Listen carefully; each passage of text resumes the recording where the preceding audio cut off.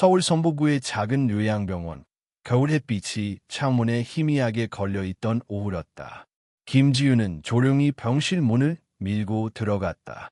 문틈 사이로 퍼지는 소독약 냄새와 희끄무레한 형광등 불빛은 늘 그렇듯 그녀의 마음을 한순간 움츠러들게 했다.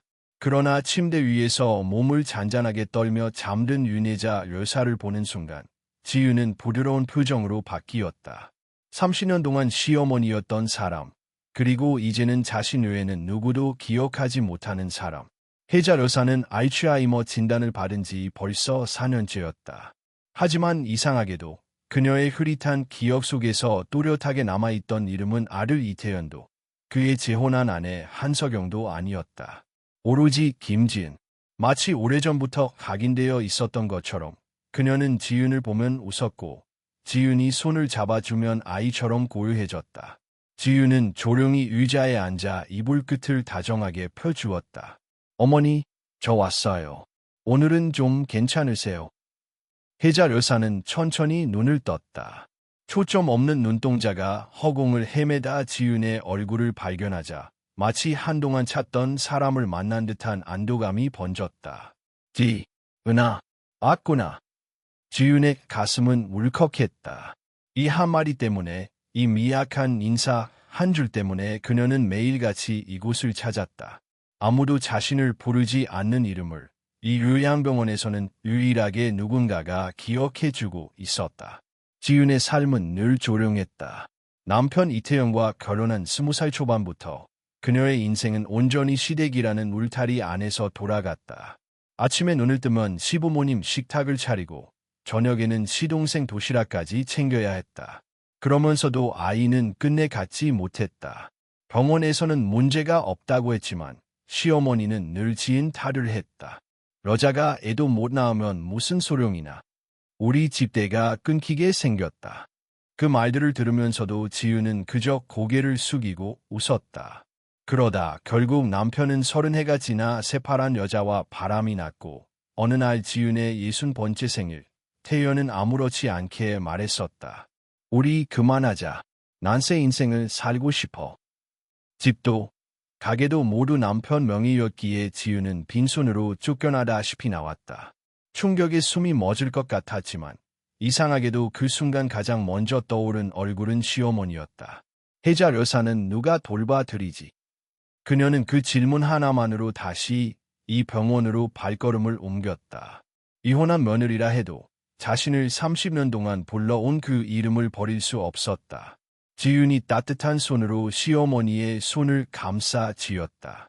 점점 가늘어지는 뼈마디와 차가워진 손등을 만질 때마다 그녀는 설명할 수 없는 정을 느꼈다.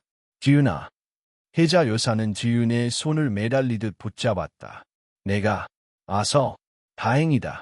지윤은 미소를 지으며 네, 어머니. 제가 여기 있어요. 라고 대답했지만 한편으로는 마음이 아렸다. 이 말을 해줘야 할 사람은 아들 태연이어야 했다. 그러나 태연은 새 가정에 몰두한 지 오래였고 가끔 방문한다 해도 석영과 함께 시어머니에게 짜증만 내고 갔다. 특히 석영은 노골적으로 불편한 내색을 했다. 제가 모시기엔 너무 힘들어요. 치매 환자잖아요. 왜 저만 감당해야 하죠? 그럴 때마다 혜자는 아이처럼 소리치며 석영을 밀쳐냈다. 싫어. 가. 저 여자 싫어. 그리고 놀랍게도 불안정한 눈빛으로 지은만을 찾았다. 이것이 바로 지은이 요양병원을 떠날 수 없는 이유였다. 그때 간호사가 병실 문을 조용히 밀고 들어왔다. 김지은님, 환자분은 정말 지은님 오시면 안정돼요. 혹시 가능하시면 자주 와주세요. 지윤은 미소로 답했다. 네, 최대한 자주 올게요. 사실 그녀가 이곳에 올 수 있는 시간은 매일 오후 2시간뿐이었다. 지금은 마포구에서 작은 반찬 가게를 운영하며 생계를 꾸려가고 있었기 때문이다. 새벽부터 일어나 김치를 절이고 잡채를 볶고 조림 반찬을 만들었다. 손님들에게 인사하며 웃을 때도 있었지만 마음속에는 늘 묵직한 고독이 있었다. 하지만 이 병실에 들어서는 순간 지윤은 누군가에게 필요하다는 감각을 다시 느꼈다. 혜자 여사는 지윤의 손을 꼭 잡은 채 잠들었다. 그 손을 바라보며 지유는 문득 생각했다. 어쩌면 혈연보다 더 깊은 인연도 있을지 몰라. 창밖에는 초겨울의 해가 천천히 넘어가고 있었다. 요양병원의 복도는 늘 그랬듯 고요했고 희미한 히터 소리가 귓가를 스쳤다. 지유는 혜자 료사의 이마에 손을 얹어 보았다.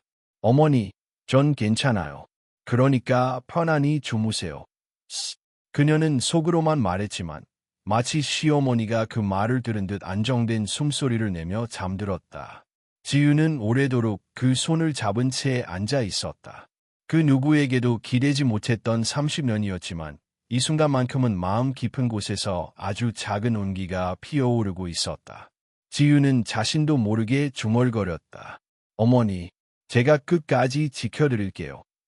그 말은 약속이자 다짐이었고 동시에 앞으로 그녀를 벼랑 끝까지 몰고 갈 운명의 시작이기도 했다.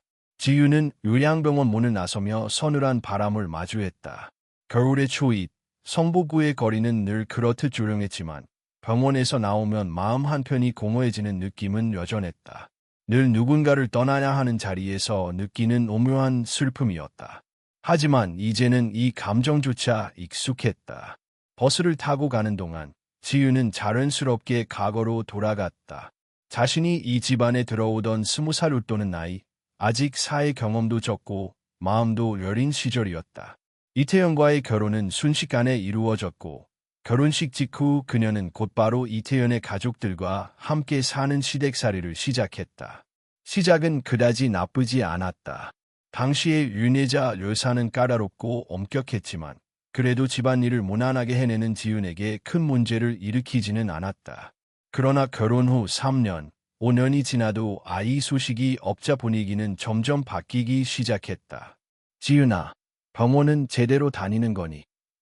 애가 안 생기는 데는 다 이유가 있는 법이야. 너 자신부터 돌아봐라지. 혜자 료사의 말은 날카롭고 차가웠다. 언제나 지윤만 탓했고 한 번도 아들 태연에게 원인을 묻지 않았다. 부부 문제는 둘의 몫이었지만 시댁은 늘 지윤에게만 책임을 돌렸다. 태연은 초반에는 지윤을 위로해주는 척했지만 이내 무심해졌다. 회사 일이 바쁘다며 집에 늦게 들어왔고 주말에도 친구들과 시간을 보낸다며 집에 붙어있지 않았다. 자연스레 부부 사이의 대화도 줄어들었다. 그러던 어느 날 지윤은 우연히 태현의 휴대전화를 보고 깨달았다. 그에게는 이미 다른 여자가 있었다. 그녀의 이름은 한석영. 지윤보다 훨씬 젊었고 명품 가방을 들고 다니며 사진 속에서 그들은 마치 오래된 연인처럼 자연스럽게 붙어 있었다. 그 사실을 알게 된 날, 지윤은 숨이 멎는 듯한 고통을 느꼈지만 그럼에도 소리치거나 싸울 힘마저 없었다. 대신 마음속에서 오래전부터 사가가던 무언가가 조용히 무너졌다. 결국 태연은 석영과의 관계를 숨기지 않았고 60번째 생일날 지윤에게 서류 한 장을 내밀었다. 아무 의미 없는 결혼 생활 그만하자. 나도 내 인생 살고 싶어. 그날 이후 지윤은 어디로 가라 할지 몰랐다. 손에 쥔 건 아무것도 없었다. 그러나 유일하게 자신을 떠올려준 이는 아이러니컬하게도 시어머니 윤혜자였다. 혜자 료사는 기억을 잃어가면서도 지윤만을 찾았다. 그 사실을 알고 지윤은 요양병원을 찾아갔다. 이혼한 며느리라는 이유로 주변 사람들은 이해하지 못했지만 지윤에게는 한 가지 이유면 충분했다. 어머니가 나를 기억하잖아. 그 기억 하나가 나를 지켜주고 있는 거야. 버스가 마포구에 도착했다. 지윤은 반찬 가게로 향했다. 그녀의 작은 가게는 길모퉁이에 자리 잡고 있었고 오늘도 따뜻한 김치 냄새가 가득했다. 문을 열자마자 동료이자 오랜 친구인 박영선이 반갑게 말했다. 지윤아, 오늘도 병원 다녀왔어. 얼굴이 또 좀 가라앉았네. 지윤은 피곤한 웃음을 지었다. 어머니가 요즘 많이 불안정하시더라. 내가 가면 괜찮아지시긴 하는데 그래도 마음이 무겁네. 영선은 지윤을 안쓰럽다는 듯 바라보았다. 넌 참 대단하다. 이혼한 집안 어른을 어떻게 그리 정성껏 챙기니? 나였으면 꿈도 못 꿨을 거야. 지윤은 고개를 저었다. 그냥 버티다 보면 정이 더 깊어지는 것 같아. 그리고 어머니는 나한테 잘해준 적도 있거든. 사실 지은과 혜자의 관계가 항상 나쁘기만 했던 것은 아니다. 혜자 여사는 지은에게 혹독했지만 그 속에는 또 다른 마음도 있었다. 처음 지은이 집안에 들어왔을 때 혜자는 아무도 모르게 지은에게 새 후라이팬을 사주며 말했다. 애가 하나라도 있으면 내가 이렇게까지 심하게 하지 않을 텐데. 널 미워하는 건 아니야. 우리 집안 때문에 그래. 그 말은 칼처럼 아프면서도 어딘가 짠했다. 지유는 그 한마디를 수십 년 동안 마음에 묻어두었다. 가게 문이 열리며 단골 손님들이 들어왔다. 그들의 밝은 인사에 지유는 환하게 웃었다. 일에 몰두하면 복잡한 생각이 잠시 잊힌다는 걸 알고 있었기 때문이다. 저녁 무렵 렁선은 지윤에게 말했다. 오늘은 그만 들어가. 내가 많이 지쳐 보인다. 지윤은 고개를 끄덕이고 가게 문을 닫았다. 다시 버스를 타고 집으로 가는 길, 그녀는 문득 이렇게 생각했다. 내 인생은 언제쯤 안정될까? 그러나 동시에 자신이 어딘가로부터 아주 천천히, 하지만 분명히 벗어나고 있다는 것도 느꼈다. 그녀에게 남은 인연은 시어머니뿐이었다. 그리고 지윤은 아직 알지 못했다. 그 인연이 그녀의 삶을 어떤 방향으로 뒤집어 놓을지를. 며칠 뒤 지윤은 평소보다 일찍 가게 문을 닫았다. 요양병원에서 전화가 왔기 때문이었다. 간호사는 걱정스러운 목소리로 말했다. 김지윤님, 오늘 윤혜자 여사님이 조금 특별하셨어요. 상태가 좋아지신 건 아닌데 무언가를 계속 말하려 하시더라고. 그 말이 계속 머릿속에 맴돌았다. 혜자 여사에게는 가끔 극단적으로 드문 순간, 아주 짧게 기억이 돌아올 때가 있긴 했다. 하지만 그런 때조차 대개 혼란스러운 말뿐이었고 명확한 의사 표현을 하는 경우는 거의 없었다. 그런데 오늘은 다르다니 마음이 불안했다. 지윤이 병실 문을 조심스레 열자 혜자 여사는 평소와 달리 천장을 똑바로 바라보며 누워 있었다. 마치 누군가를 오랫동안 기다린 사람처럼 눈동자가 또렷했다. 어머니, 저 왔어요. 지윤의 목소리에 혜자 여사가 천천히 고개를 돌렸다. 그녀의 시선이 곧바로 지윤의 얼굴을 찾아왔다. 지윤아, 너구나. 말투가 달랐다. 흔들리는 호흡도, 불안한 손짓도 없었다. 마치 오래 묵혀둔 정신이 다시 제자리를 찾은 것처럼 명료했다. 지윤은 깜짝 놀라 침대 옆으로 다가가 그녀의 손을 잡았다. 어머니, 어디 불편하세요? 간호사님이 전화하셔서 걱정돼서 바로 왔어요. 혜자 여사는 지윤의 손을 감싸며 약하게 웃었다. 너한테 얘기하고 싶은 게 있어서 기다리고 있었어. 지윤은 가슴이 철렁 내려앉았다. 그녀의 눈빛 속에서 선명한 무언가가 보였다. 오래전 가장 강하고 또 가장 두려웠던 시어머니의 모습. 하지만 동시에 그 안에는 설명하기 힘든 또 다른 감정이 담겨 있었다. 혜자 여사는 숨을 고르며 천천히 말을 이었다. 지은아, 나는 내게 참 못되게 굴었지. 그치만 그게 다 내가 바보라서 그랬던 거야. 지은은 재빨리 고개를 저었다. 아니에요, 어머니. 그런 말씀은 하지 마세요. 저도 부족한 게 많았어요. 그러나 혜자 여사는 고집스럽게 지은의 손을 꼭 잡으며 말했다. 아니야. 나는 내가 우리 집대를 잊지 못한다고만 생각했어. 그래서 내가 우리 집 사람이라는 걸 한 번도 인정하지 않았지. 어머니란 사람이 참 어리석었어. 너를 얼마나 외롭게 했는지 이제야 느껴진다. 지윤은 말문이 막혀 아무 말도 할 수 없었다.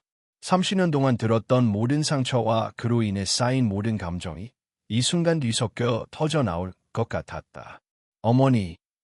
그러자 혜자 여사는 떨리는 손으로 침대 옆 탁자를 가리켰다. 저기, 서류 좀 꺼내줄래? 지윤은 조심스럽게 서류철을 꺼냈다. 그 안에는 봉투 하나가 들어 있었다. 병원 봉투도 행정 서류도 아니라 아주 단정한 법률 문서 봉투였다. 지윤은 순간 멈칫했다. 어머니, 이게 뭐예요? 열어봐. 지윤이 봉투를 여러 내용을 꺼내보자 가장 먼저 눈에 들어온 것은 공증서명과 도장이 찍힌 유언장 제목이었다. 지유는 숨을 삼켰다. 유언장. 혜자 여사는 고개를 끄덕이며 나직하게 말했다. 지윤아, 이건 내가 억지로 받아들이라고 남긴 게 아니야. 내가 남은 정신 붙잡고 내린 마지막 선택이야. 문서를 읽는 동안 지윤은 온몸이 굳었다. 내용은 간단했다. 서울 강북구에 있는 3층 상가 건물, 은행 예금 전액, 보험금, 그리고 집안의 귀중품까지 모든 재산을 김지윤에게 상속한다는 내용이었다. 지윤은 얼떨떨한 표정으로 고개를 들었다. 어머니, 왜 저한테 이런 걸 주시는 거예요? 저는 그냥 며느리였을 뿐인데요. 혜자 여사의 눈에 눈물이 맺혔다. 너는 내 며느리가 아니었어. 지윤은 숨을 멈췄다. 너는 내가 가진 것 중 가장 사람다운 인연이었어. 내가 늙어가며 깨달은 건 혈연이 전부가 아니라는 거야. 내가 없었으면 나는 이미 오래전에 버려졌을 거다. 지윤은 흔들리는 목소리로 말했다. 저는 그냥 당연한 일을 했을 뿐이에요. 어머니 혼자 계시니까 제가 조금이라도 도움이. 하지만 혜자 여사는 고개를 세차게 저었다. 아니야. 당연한 일 아니야. 아들도 새며느리도 아무도 나를 돌보지 않았어. 나를 끝까지 사람으로 대해 준 건 너 하나뿐이야. 그 순간 지윤의 눈가에서 눈물이 흘러내렸다. 그녀는 참아보려 했지만 소용없었다. 오래전부터 쌓여있던 억울함, 분노, 외로움, 그리고 감사함이 한꺼번에 밀려왔다. 지윤아. 혜자 여사는 마지막 남은 힘으로 지윤의 손을 감싸쥐었다. 내 인생 마지막 결정이야. 이건 내가 받아야 해. 지윤은 고개를 떨구며 흐느꼈다. 제가 받아도 되는 걸까요? 어머니가 저에게 이렇게까지. 혜자 여사는 미소를 지었다. 너는 충분히 그럴 자격이 있어. 잠시 후 그녀는 깊은 숨을 내쉬며 눈을 감았다. 지윤은 불안한 마음에 흔들어 보았지만 혜자 여사는 단지 잠든 듯 고요했다. 지윤은 문서 봉투를 바라보며 한참을 움직이지 못했다. 그 문서는 축복이기도 하고 재앙의 시작이기도 했다. 그리고 지윤은 아직 몰랐다. 이 유언장이 앞으로 어떤 폭풍을 불러올지. 그녀의 삶은 이제부터 완전히 달라지려 하고 있었다. 지윤은 유언장 봉투를 품에 안은 채 병원을 나섰다. 바깥 공기는 차갑고 건조했지만 지윤의 머릿속은 더 복잡하고 혼란스러웠다. 겨울의 한기보다 더 무겁게 내려앉은 건 혜자 여사의 뜻이었다. 유언장이라니.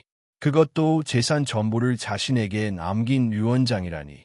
버스 창가에 앉은 지윤은 떨리는 손으로 봉투를 다시 바라보았다. 조용한 병실에서 들려오던 혜자 여사의 마지막 목소리가 귓가에 맴돌았다. 이건 내가 받아야 해. 그 말은 따뜻함이 아니라 오히려 지윤을 벼랑 끝으로 떠미는 속삭임 같았다. 받아도 되는 것일까? 아니, 받으면 안 되는 것 아닐까? 하지만 무엇보다 두려운 건 이 사실을 알게 될 사람들이었다. 다음 날 아침, 불길한 예감처럼 일이 터졌다. 가게 문을 열자마자 전화가 울렸다. 발신자는 이태연이었다. 지윤은 순간 몸이 굳었다. 그는 이혼 이후 단 한 번도 먼저 연락한 적이 없었다. 전화를 받자마자 들려온 그의 목소리는 다급했다. 지윤아, 지금 병원이야. 어머니 상태가 많이 안 좋아졌어. 지금 당장 와야 해. 지윤은 가슴이 철렁 내려앉았다. 어머니가 어떻게 된 거예요? 오전에 의식 잃으셨대. 지금 의사 면담 중이야. 빨리야. 지윤은 가게 문을 닫고 급히 병원으로 달려갔다.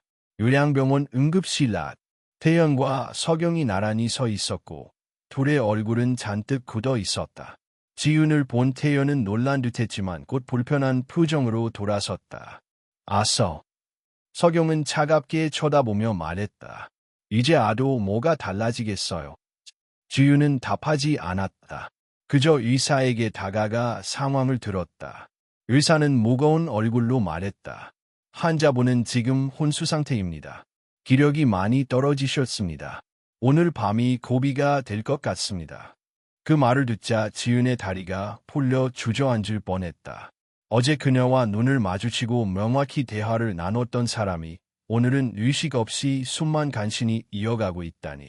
태연이 헛기침을 하며 물었다. 혹시 어제 어머니 상태가 좀 이상하지 않았어? 지은은 순간 숨을 멈췄다. 어제 일어난 일, 혜자 여사의 기억이 잠깐 돌아온 것, 그때 남긴 말들, 그리고 무엇보다 그 유언장. 그러나 지은은 조용히 고개를 저었다. 그냥 평소랑 비슷했어요. 조금 편안해 보이긴 했어요. 서경이 팔짱을 끼며 말했다. 그래도 지은 씨만 보면 멀쩡해지는 건 참 신기하죠. 가족은 못 알아보면서. 그 말에는 억울함이 가득 섞여 있었지만 동시에 어떤 감정도 느껴졌다. 불안, 경계, 그리고 두려움. 지은은 아무 말 없이 고개를 숙였다. 지금은 그 어떤 말도 상황을 더 악화시킬 뿐이라는 걸 알고 있었다. 세 사람은 말없이 병실 앞으로 이동했다. 혜자 여사는 산소 마스크를 쓰고 누워 있었고 창백한 얼굴은 더욱 희미해져 있었다. 지윤은 조용히 그녀의 손을 잡았다. 얼마 전까지 따뜻했던 그 손이 이제는 차갑게 식어 있었다. 어머니, 지윤이에요. 들리세요? 답은 없었다. 한참을 그 자리에서 지키고 있던 중 서경이 갑자기 다가와 말했다. 그런데 어제 어머니가 무슨 이상한 말을 하셨다면서? 지윤은 손을 멈추고 서경을 바라보았다. 네? 어떤 말을? 간호사가 그러던데 어제 어떤 중요한 걸 말하려고 했다던데요.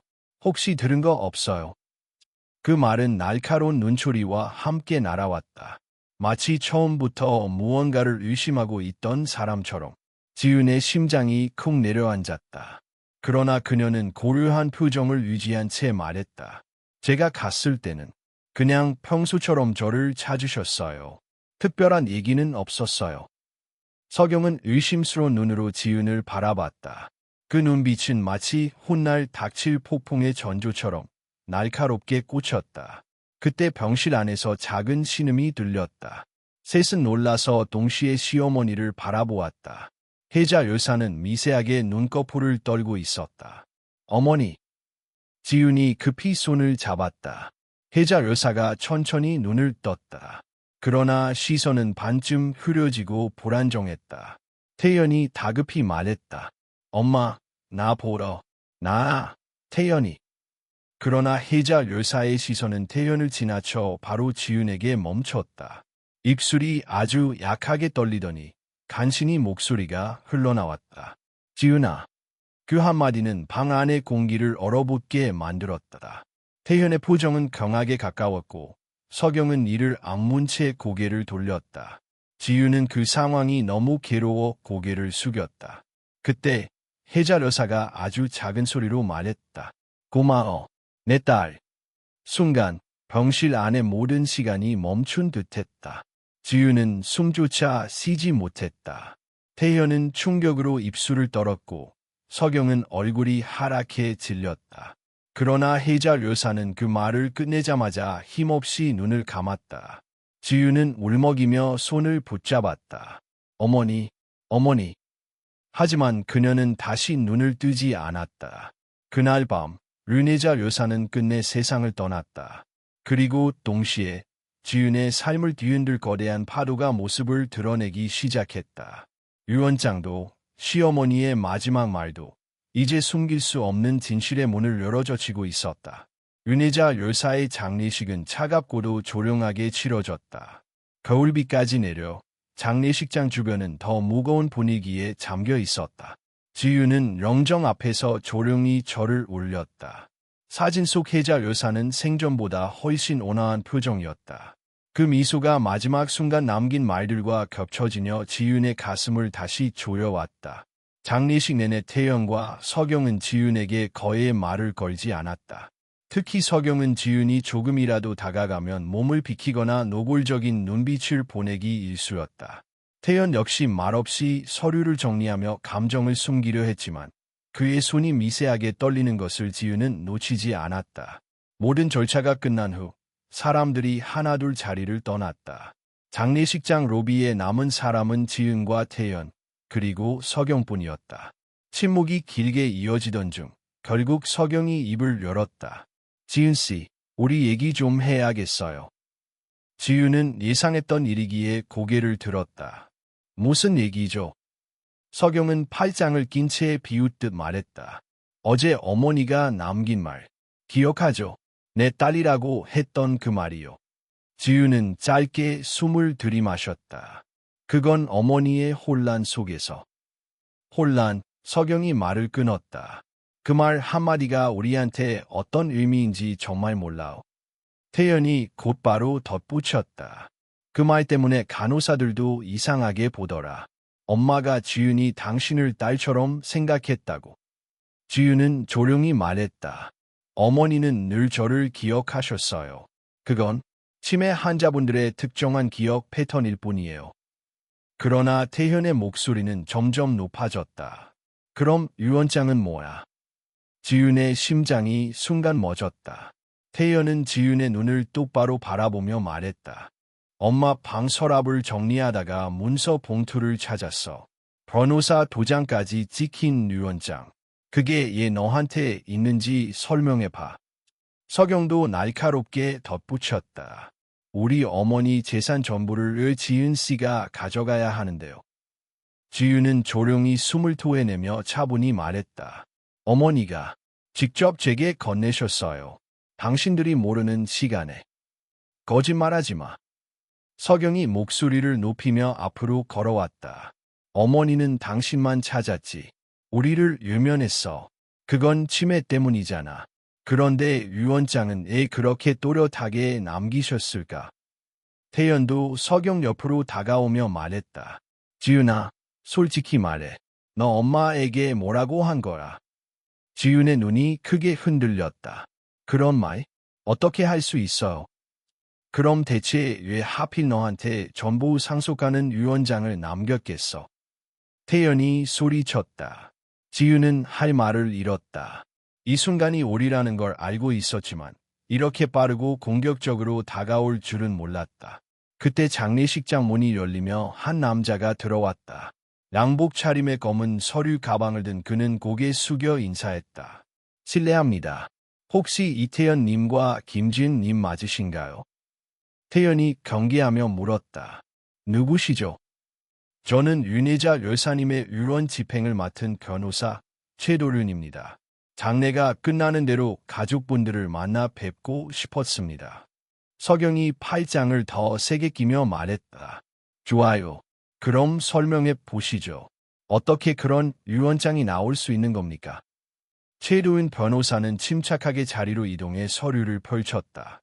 본 문서는 윤혜자 여사님께서 한 달 전에 직접 저희 사무실에 방문하셔서 작성하신 법정 효력 유언입니다. 여사님은 본인의 의사를 명확히 표현하셨고 저희는 절차에 따라 신분 확인 및 음성 영상 기록까지 완료했습니다. 한 달 전에요. 태연의 얼굴이 경직됐다. 그때 이미 어머니는 기억이 오락가락하셨는데요. 변호사는 단호하게 말했다. 그날만큼은 매우 명료하셨습니다. 본인의 재산을 누구에게 어떻게 남기고 싶은지 분명히 말씀하셨어요. 석영이 믿을 수 없다는 듯 뒤로 물러났다.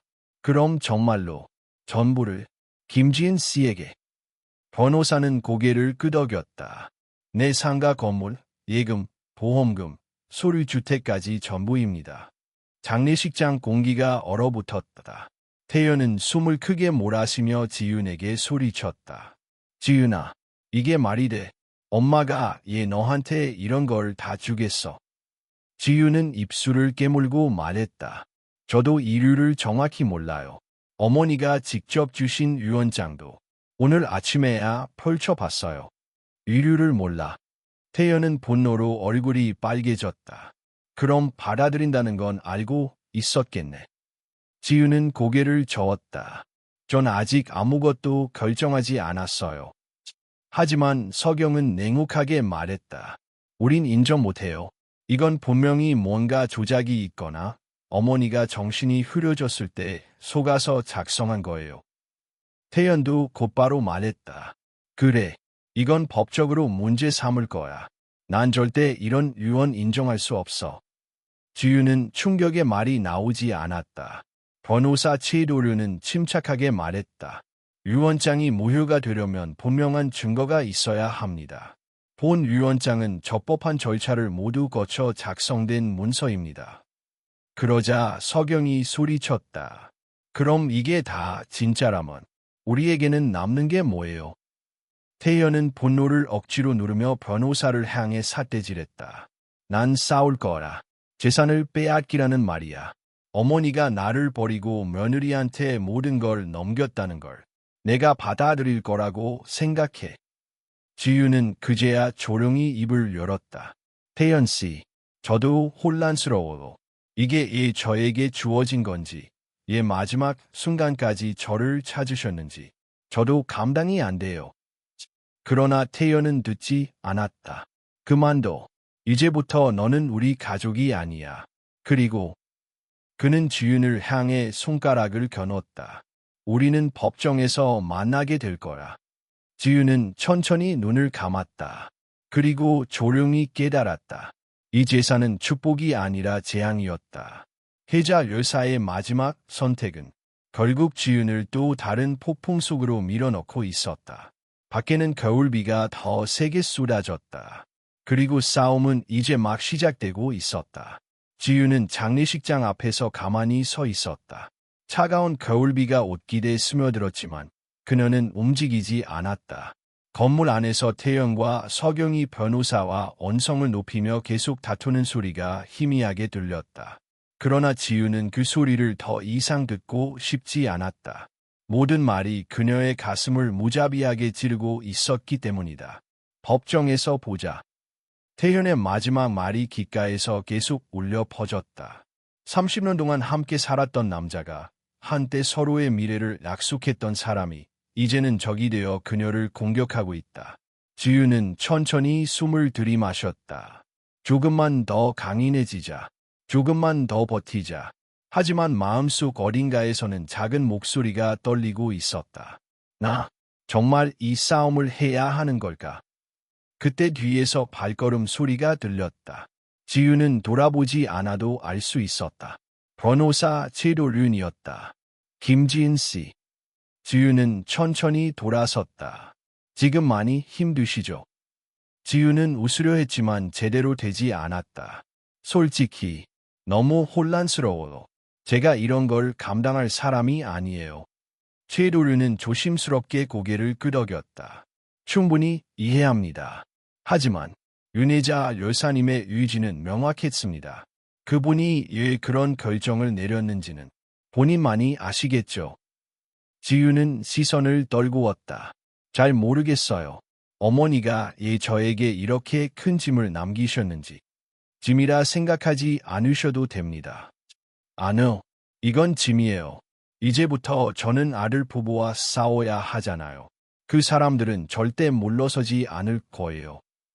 최도륜은 한 걸음 더 다가와 차분히 설명했다. 상속 분쟁은 가족 사이에서도 매우 잔혹하게 진행될 수 있습니다. 하지만 김지은 씨는 법적으로 불리한 위치에 있는 건 아닙니다. 유언장은 완전한 효력을 갖고 있고 영상 기록도 있습니다. 어머니께서 정신을 온전히 유지한 날에 작성했다는 것도 명백해요. 지유는 조용히 물었다. 그럼 법적으로는 제가 유리하다는 건가요? 그렇습니다. 하지만 그는 잠시 말을 멈추고 지윤의 눈을 바라보았다.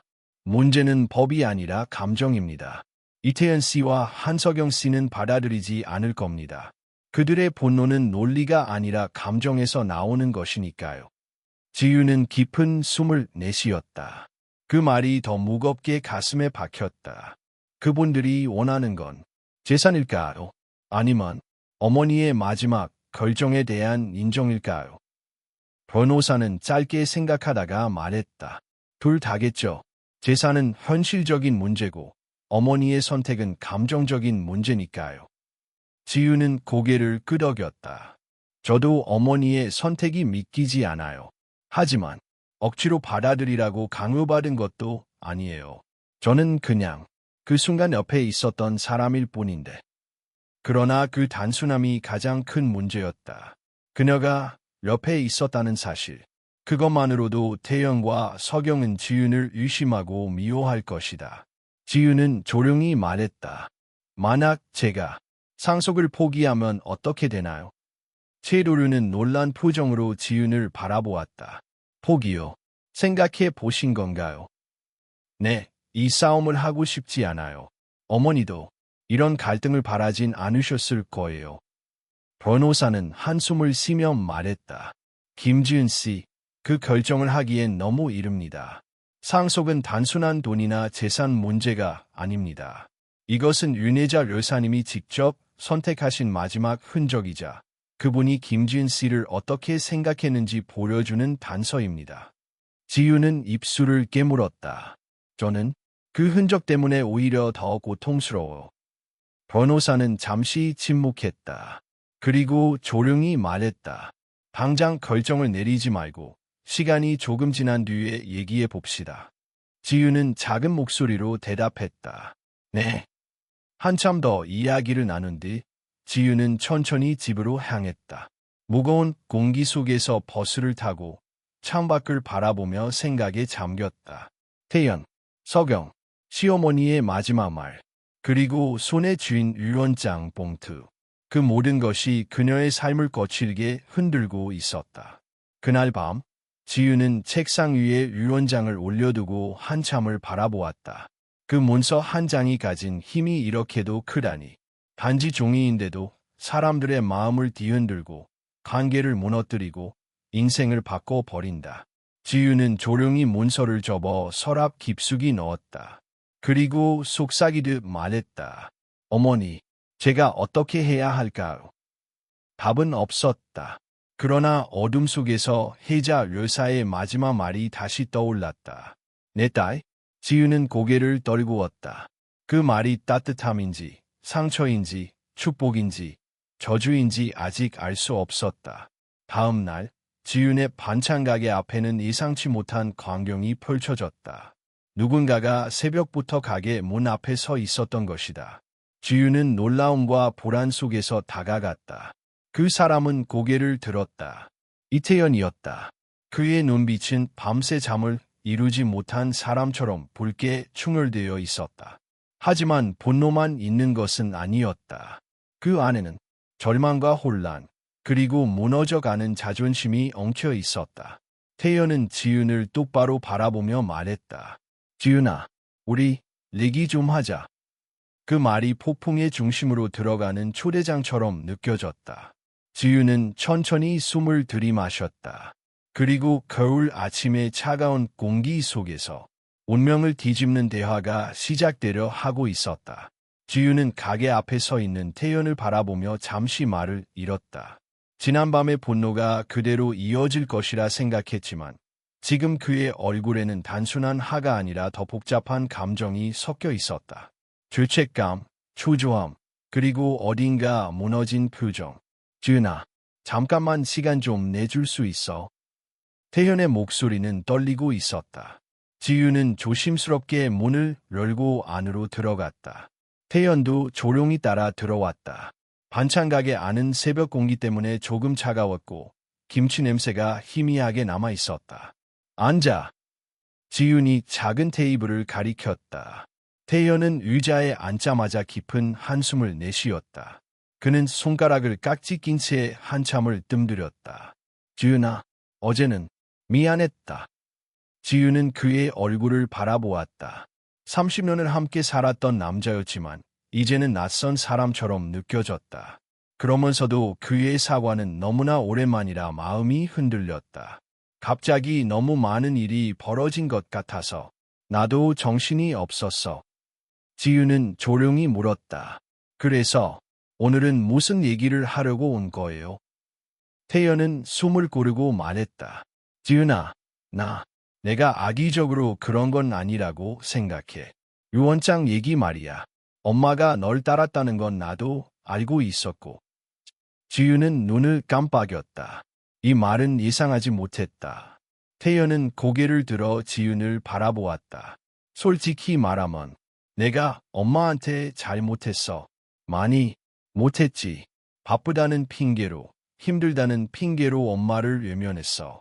그게 사실이야. 지우는 아무 말도 하지 않았다. 근데 태연은 흔들리는 목소리로 말했다. 그래도 이건 너무 불공평하잖아. 내 엄마고 내 가족인데 얘 나에게 아무것도 남지 않은 거야. 지우는 조용히 대답했다. 태연 씨, 저도 받아들이기 어렵다는 걸 알고 있어요. 하지만 어머니의 선택을 제가 바꿀 수는 없어요. 태연은 얼굴을 감싸쥐었다. 지은아, 난 정말 이게 무슨 뜻인지 모르겠어. 엄마가 그러셨는지 이유라도 알 수 있으면 좋겠어. 지유는 말없이 서랍에서 유언장 봉투를 꺼냈다. 그 순간 태현의 몸이 굳었다. 이게 어머니가 직접 제 손에 쥐어주셨어요. 마지막으로 의식이 뚜렷했던 날, 저도 당황했어요. 태연은 떨리는 손으로 봉투를 바라보았다. 눈빛은 충격과 배신, 혼란으로 뒤엉켜 있었다. 그러나 지유는 봉투를 그에게 건네지 않았다. 그저 보여주기만 했다. 어머니는 무슨 이유로 그러셨는지 말해 주셨어. 태연이 조심스레 물었다. 지유는 잠시 눈을 감았다. 그리고 천천히 고개를 저었다. 정확한 이유는 말씀하지 않으셨어요. 다만 과거에 대해 몇 가지 이야기를 하셨죠. 과거, 어떤? 지유는 입술을 깨물었다. 그 기억은 너무 생생했다. 저를 미안해하셨어요. 그동안 저를 힘들게 한 것에 대해. 그리고 당신을 키우며 가족을 지키며 많은 선택을 잘못했다고. 태현의 얼굴이 굳어졌다. 그게 유언장을 이렇게 쓴 이유라고. 그때 지윤의 눈이 서늘하게 흔들렸다. 그녀는 태연을 똑바로 바라보며 말했다. 그리고 어머니가 당신에게 하지 못한 말이 있다고 했어요. 나에게. 태연은 놀란 듯 미간을 찌푸렸다. 그게 뭐야? 지윤은 대답하지 못했다. 혜자 여사가 남긴 말. 그때 당시에는 의미를 알 수 없었지만 지금은 더욱 무겁게 다가오는 말. 엄마 때문에 너를 망가뜨린 건 나였다. 혜자 여사는 그 말을 하며 끝없이 죄책감에 떨고 있었다. 그러나 지유는 그 의미를 정확히 물어볼 시간조차 없이 그녀가 혼수 상태에 빠졌고 명령 설명을 들을 수 없게 되고 말았다. 태연은 답답한 듯 말했다. 무슨 뜻인지 모르겠어. 엄마가 나를 망가뜨렸다고. 지유는 입술을 떨었다. 저도 그 말의 의미는 몰라요. 정말이에요. 잠시 침묵이 흘렀다. 그 침묵 속에서 서로의 감정이 엉켜버린 듯했다. 그러다 태연은 다시 고개를 들었다. 이번에는 진지하고 무겁고 조금은 절박한 표정이었다. 지윤아, 상속 문제, 우리 협의로 해결하면 안 될까? 지윤은 조용히 물었다. 협의라니, 어떻게요? 내가 모든 걸 가져가는 건 말이 안 돼. 하지만 우리도 법적으로 싸우고 싶진 않아. 지윤아, 너도 그건 원치 않잖아. 그러니까 재산을 일정 부분 나누고. 지윤은 차갑게 말을 끊었다. 태연 씨, 지금 그 얘기하러 온 거예요. 태연은 당황했다. 아니, 난 그저 제가 상속을 받을 자격이 없다고 생각해서 온 건가요? 지윤의 목소리가 전에 없던 냉기를 띠었다. 태연은 말문이 막혔다. 어머니가 저에게 베풀어 준 건 돈이나 재산 때문이 아니었어요. 지윤은 떨리는 손으로 가슴을 짚었다. 그분은 죽기 전까지 저를 딸이라고 부르셨어요. 태연의 얼굴이 굳어졌다. 그 말이 당신에게 상속을 해야 한다는 증거는 아니잖아. 그래요. 맞아요. 지윤은 담담하게 말했다. 하지만 당신에게는 마지막 순간에도 불리지 않은 이름이었죠. 그 말은 태현의 가슴을 깊게 찔렀다. 그는 입술을 깨물고 고개를 떨구었다. 그래도 엄마는 내 엄마야. 그 말은 거의 울먹임에 가까웠다. 지윤은 더 이상 말을 잇지 않았다. 잠시 후 태연이 조용히 일어섰다. 나는 포기 못해 이건 내 존엄의 문제야. 그는 문을 향해 걸어가다 멈췄다. 지윤아, 나도 널 미워하고 싶지 않아. 하지만 이건 우리 둘 사이에서 끝날 문제가 아니야. 법적으로 해결할 수밖에 없을 것 같아. 그 말은 철문처럼 무거워 가게 안에 떨어졌다. 태연은 끝내 돌아보지 않고 나가 버렸다. 지유는 힘이 빠져 의자에 주저앉았다. 그리고 혼잣말처럼 말했다. 어머니, 제가 이 싸움을 해야만 하나요? 그때 그녀의 휴대전화가 울렸다. 화면에는 낯선 번호가 떠 있었다. 지유는 조심스럽게 전화를 받았다. 여보세요? 그 순간 전화기 너머에서 낮고 침착한 목소리가 들렸다. 김지인 씨 맞습니까? 저는 윤희자 여사님과 관련한 아주 중요한 정보를 가지고 있습니다. 지윤의 몸이 굳었다. 그 목소리는 이어서 말했다. 이 정보는 상속 분쟁뿐 아니라 당신의 과거와도 연결되어 있습니다. 지윤은 숨을 삼켰다.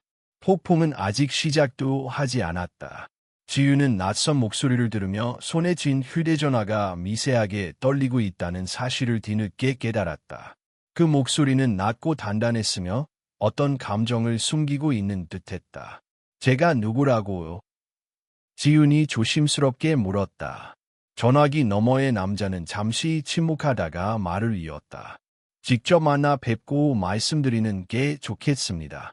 지금 이야기하면 오해가 생길 수 있으니까요. 지윤은 의심을 거두지 못했다. 누구신데 시어머니와 제 과거 이야기를 하신다는 거죠? 남자는 담담하게 말했다. 윤혜자 여사님과 관련된 의료 기록, 그리고 여사님의 자필 일기 일부를 보관하고 있습니다. 여사님께서 생전에 직접 제게 맡기신 것들입니다. 지윤은 숨이 멎는 듯했다. 의료 기록, 그리고 일기요. 네, 여사님이 돌아가시기 전 언젠가 반드시 김진 씨에게 전해야 한다고 하셨습니다. 지윤의 손에서 휴대전화가 미끄러질 뻔했다. 혜자 여사가 자신에게 남긴 또 다른 기록. 그녀는 가슴이 쿵쿵 뛰기 시작했다. 어머니가 그런 걸 저에게 남기셨다고 했나요? 남자는 낮게 말했다. 그 이유가 바로 지금 벌어지고 있는 모든 일과 연결되어 있습니다. 지윤은 망설였다. 이 남자를 믿어도 되는 걸까? 하지만 그는 정확하게 의료 기록과 일기라는 단어를 말했다. 그것은 아무나 알 수 있는 정보가 아니었다. 만날 장소를 말씀해 주세요. 지윤은 결국 결심한 듯 말했다. 남자는 빠르게 대답했다. 오늘 오후 7시 서초동에 있는 한적한 카페입니다. 위치는 메시지로 보내드리겠습니다. 통화가 끊기자마자 메시지가 도착했다. 지윤은 잠시 그 주소를 바라보다 휴대전화를 내려놓았다. 이제 어디서부터 무너지고 어디까지 숨겨져 있던 진실이 드러날지 그녀 자신도 예측할 수 없었다. 그날 오후 지윤은 가게 문을 일찍 닫았다. 밖은 어둠이 내려앉기 시작했고 바람이 거세게 불면서 간판이 흔들렸다. 서초동 카페는 외진 골목에 자리 잡고 있었다. 건물 외벽은 오래돼 보였지만 내부는 조용하고 정갈했다. 카페 안에는 손님이 거의 없었고 가장 안쪽 테이블에 양복 차림의 남자가 앉아 있었다. 지윤이 다가가자 남자는 자리에서 일어나 고개를 숙였다. 처음 뵙겠습니다. 저는 장우석이라고 합니다. 윤혜자 여사님이 생전에 진료받았던 병원의 의료 상담원이었습니다. 지윤은 경계심을 놓지 않은 채 앉았다. 어머니가 당신에게 뭘 맡기셨다고 했죠? 장우석은 조심스럽게 서류 가방을 열고 봉투 2개를 꺼냈다. 하나는 병원 로고가 찍힌 의료 기록 봉투, 또 하나는 낡은 누런 종이 봉투였다. 이건 여사님의 진료 기록입니다. 그리고 이건 그는 종이 봉투를 손으로 쓰다듬으며 말했다. 여사님의 자필 일기입니다. 20년 동안 꾸준히 작성하신 것들이죠. 지윤은 충격을 받았다. 20년 이나요? 네. 특히 최근 몇 달 동안은 김지인 씨에 대한 기록도 상당히 많았습니다. 지윤은 순간 두려움이 밀려왔다. 누군가 자신에 대해 기록을 남겼다는 건 두렵고도 무거운 일이었다. 어머니가 왜 이런 걸 남기셨죠? 저에게. 장우석은 서류 봉투를 지윤에게 건네기 전에 말했다.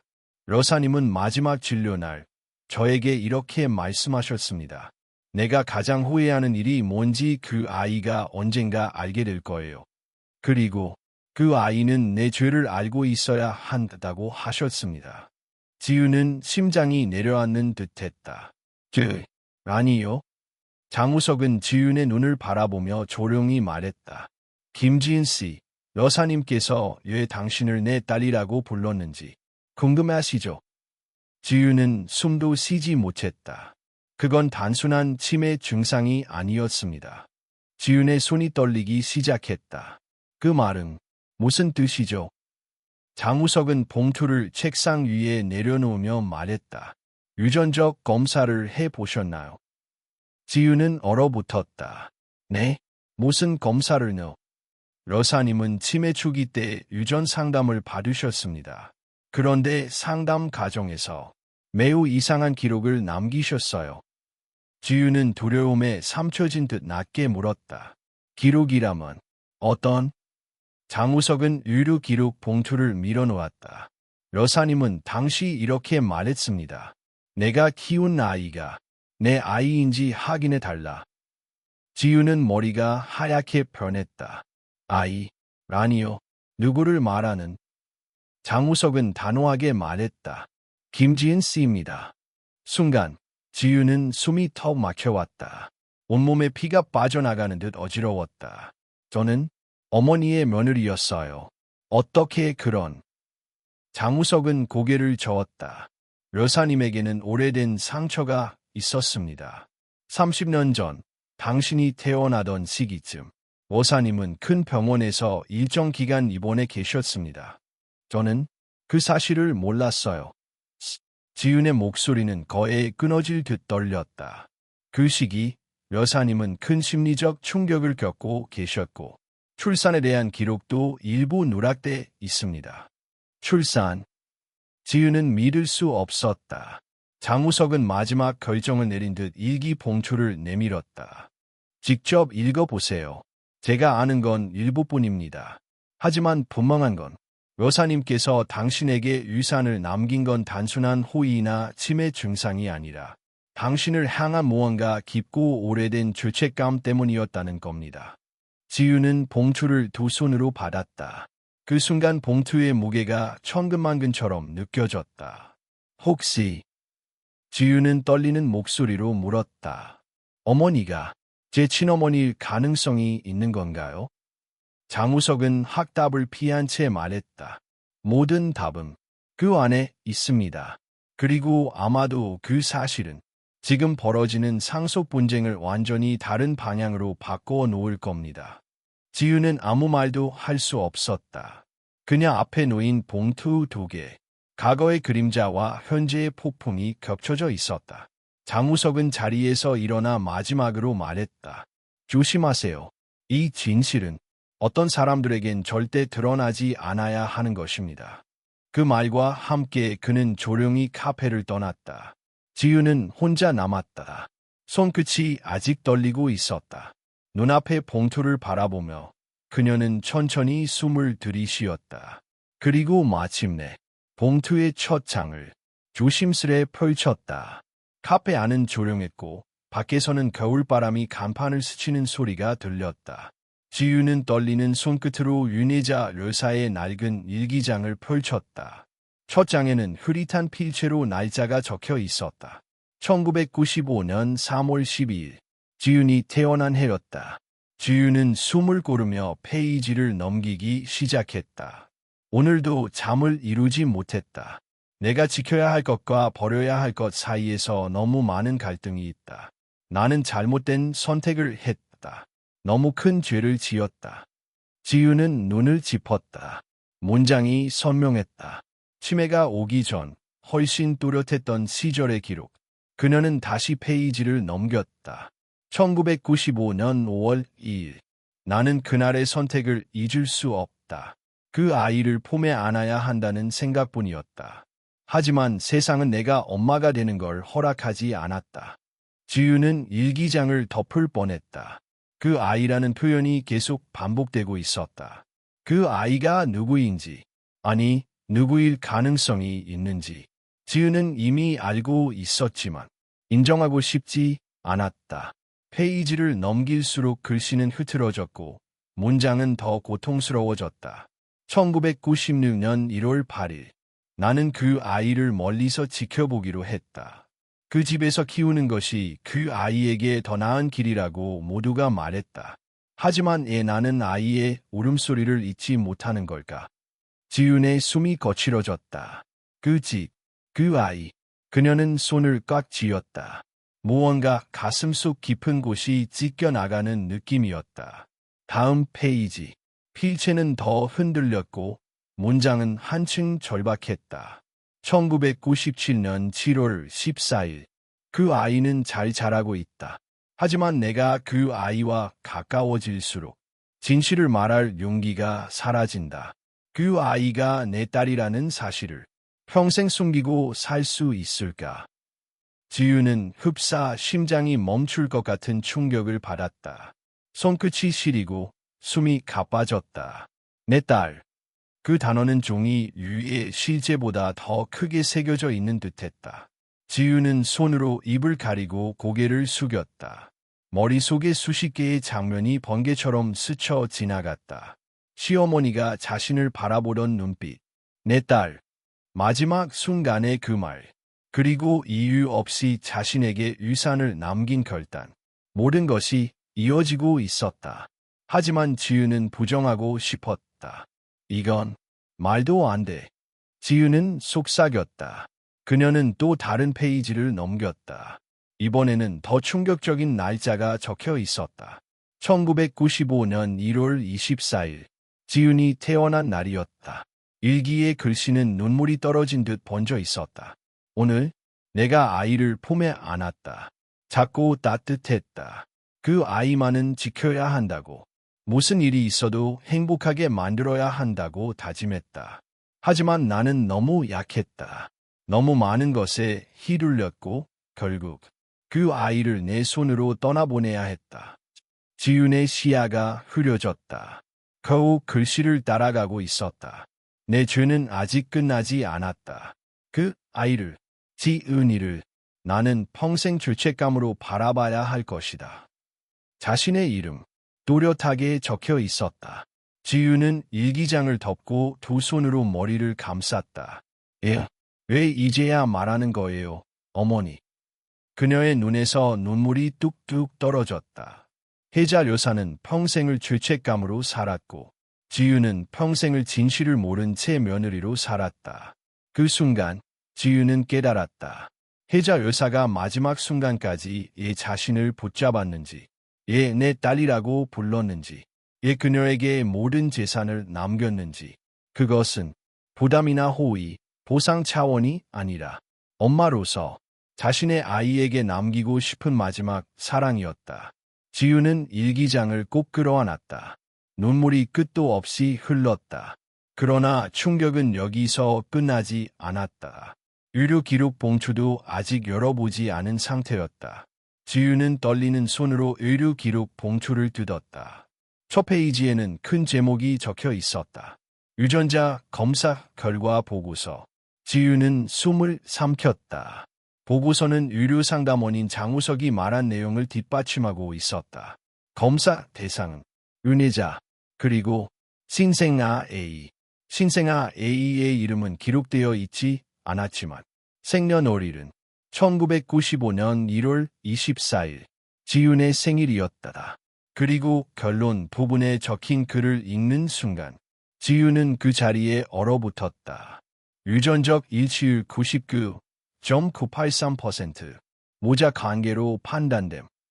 그 문장은 그녀의 모든 세계를 무너뜨렸다. 더는 부정할 수 없었다. 혜자 여사는 지윤의 시어머니가 아니라 지윤의 친어머니였다. 그때 갑자기 휴대전화가 울렸다.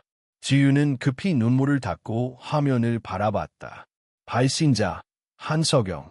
지윤은 멍해진 채 전화를 받았다. 여보세요. 서경의 목소리는 분노로 떨리고 있었다. 지은 씨, 지금 당장 만나야겠어요. 큰일 났어요. 상속 문제. 이제 단순한 분쟁이 아니에요. 지윤은 힘없이 물었다. 무슨 일이요? 서경은 숨을 몰아쉬며 말했다. 태연 씨가 어머니가 남긴 어떤 기록을 발견한 것 같아요. 그리고 당신에 대해 뭔가 알게 된 것 같아요. 지윤의 손에서 일기장이 떨어졌다. 서경의 목소리가 떨렸다. 지은 씨, 당신이 누구인지, 어머니와 무슨 관계였는지 태연 씨가 알아버린 것 같아요. 지윤은 숨을 쉴 수 없었다. 그리고 깨달았다. 폭풍은 이제부터 진짜 시작이었다. 지윤은 서경의 전화를 끊자마자 손끝이 얼어붙는 느낌을 받았다. 겨우 숨을 골라 겨울바람 속으로 걸어 나오면서도 가슴은 계속 쿵쿵 뛰었다. 일기장에 적힌 진실, 의료 기록의 결과, 그리고 서경의 급박한 목소리. 모든 것들이 서로 얽히며 한 방향을 가리키고 있었다. 태연이 알아버렸다. 지윤은 택시를 잡아타고 한서경이 알려준 장소로 향했다. 서초동의 한 오래된 빌딩 앞. 하필이면 윤혜자 여사의 예전 소유였던 상가 건물이었다. 그 건물 불빛은 대부분 꺼져 있었고 2층 한 곳만 불이 켜져 있었다. 지윤은 숨을 삼키며 계단을 올라갔다. 문 앞에 도착하자 서경이 나와 서 있었다. 그녀의 얼굴은 화가 난 것이 아니라 공포에 가까웠다. 지은 씨, 늦었어요. 서경의 목소리는 떨리고 있었다. 태연 씨는? 서경은 말없이 안쪽을 가리켰다. 지윤은 조심스럽게 들어갔다. 낡은 사무실 한가운데 태연이 서 있었다. 책상 위에는 찢겨진 종이 조각들이 널브러져 있었다. 그 종이 조각 하나하나가 혜자 여사의 일기장이었다. 지윤은 숨이 멎었다. 이런 짓을. 태연은 천천히 고개를 돌렸다. 그의 눈은 충혈되어 있었고 손은 떨리고 있었다. 지윤아, 이게 다 뭐라? 그는 바닥에 떨어진 종이를 하나 주워 들었다. 거기에는 이렇게 적혀 있었다. 지윤이는 내 딸이다. 글씨는 혜자 여사의 필체였다. 설명해. 태연의 목소리는 낮고 흔들렸다. 이게 진짜야. 우리 엄마가 너를 직접 낳았다는 게. 지윤은 멍해지며 입술을 떨었다. 저도 오늘 알았어요. 태연은 고개를 절레절레 흔들었다. 말도 안 돼. 그러면 너는 30년 동안 그 사실을 숨기고 나와 결혼한 거야. 지윤은 단호히 고개를 저었다. 아니에요. 저는 몰랐어요. 정말 몰랐어요. 그러나 태현의 눈에는 충격과 분노, 그리고 무너진 자존심이 섞여 있었다. 그럼 어머니는 왜 숨겼지? 왜 나에게 말 한마디 안 했지? 왜 이런 진실을 남기고 간 거야? 그의 목소리는 점점 흐트러졌다. 내가 누굴 믿어야 하지? 지윤은 깊은 숨을 들이마셨다. 어머니는 죄책감에 평생 괴로워하셨어요. 저를 떠나보낸 것도, 당신에게 말하지 못한 것도 그분에게는 모두 죄였어요. 태연은 주먹을 깍 쥐었다. 그럼 나는 뭐야? 내 삶은 뭐였냐고. 내가 어머니에게 버려진 건 치매 때문이라고 생각했는데 사실은 나보다 더 중요한 딸이 있었던 거야.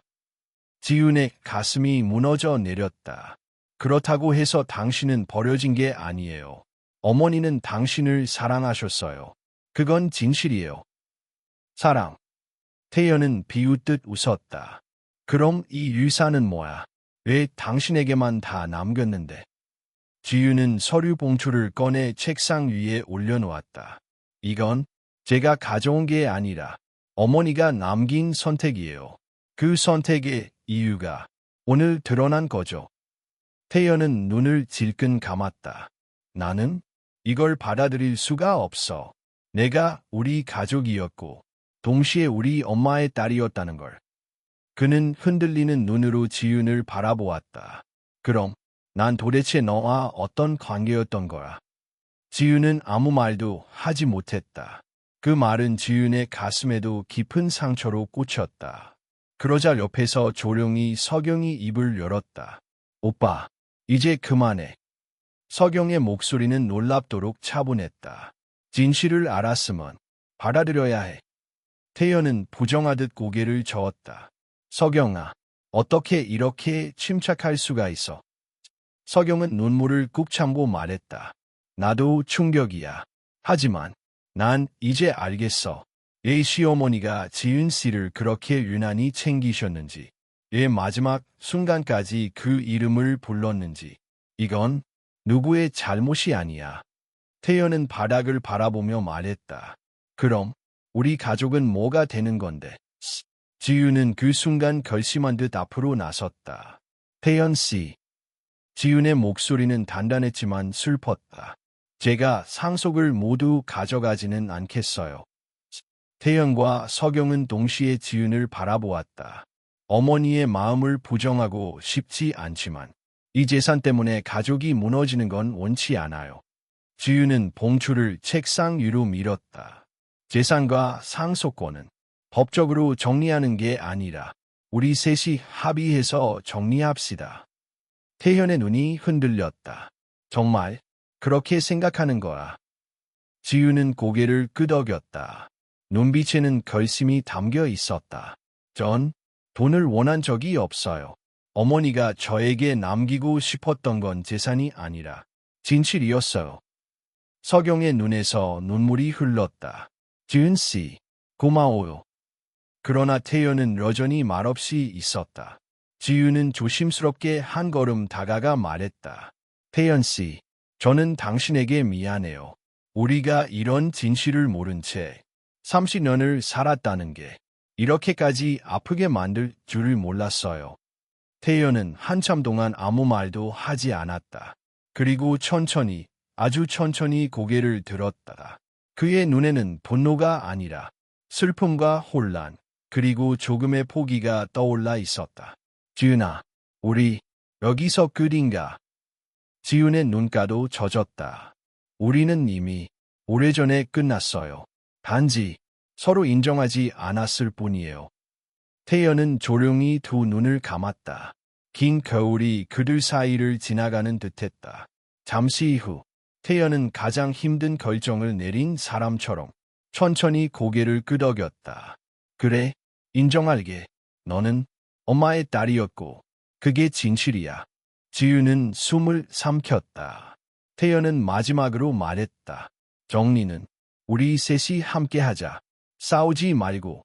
그 말은 서로가 할 수 있는 최선의 용서였고 마지막 남은 관계의 온기였다. 창밖에는 눈이 조용히 내리고 있었다. 겨울밤, 오래된 상가 건물 속에서 세 사람은 인생을 흔드는 진실을 마주했고 각자의 상처를 껴안으며 새로운 길로 나아가고 있었다. 그리고 지윤은 가슴속 깊이 작게 속삭였다. 어머니, 이제야 이해했어요. 당신의 사랑을